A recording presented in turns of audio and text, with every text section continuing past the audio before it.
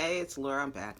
So, I've been taking a little break. I've been having some technical difficulties with my computer. I'm trying to set up my podcast now, and I was having a little bit of trouble with that. So I'm just gonna start making regular videos the way I used to do until I can get that set up.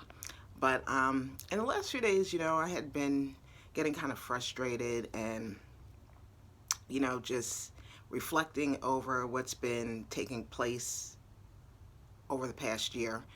And for one, I'm real happy with my progress because at first I was feeling kind of like I am not getting anywhere in my walk, and I just feel like I'm just, kind of stagnant and sitting in place. But when I actually reviewed and looked back at where I started at last year, around this time, um, as opposed to where I am now, and I've made quite a bit of progress, and I'm pretty happy with it.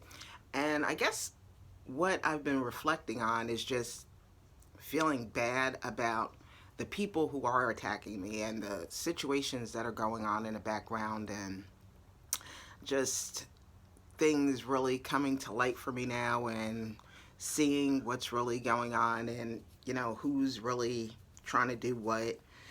And like I said, I'm on God's side, so I really don't have any fear about anybody hurting me, or you know first of all, if I were to get hurt or disappear or something like that, all signs point to certain individuals, so I'm not really even worried about that. But I kind of worry about, I guess it's kind of like a survivor's guilt. I worry about what's going to happen when this all does blow over, and when the people that are involved finally get their just due, I guess. Um, and that's the kind of person I am. Like, I don't look at it like, oh, they did me so wrong and oh, my life is ending. No, my life is going to keep going and I'm going to be okay. But I know it's going to be a lot of consequences to face for the people that have been doing what they've been doing.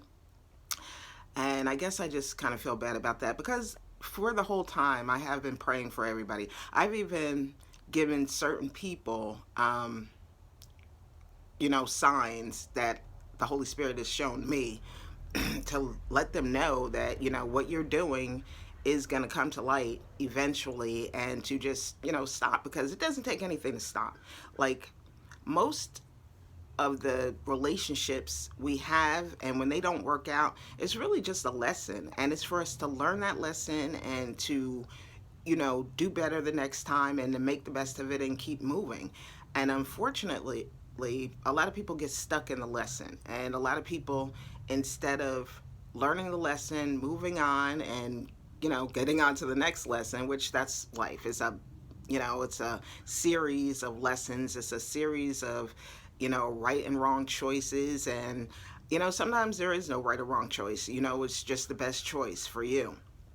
And I know this is coming to a close shortly, but it just still, it's just, I don't think I was put here for people to be persecuted and to be, but justice is real and God is real.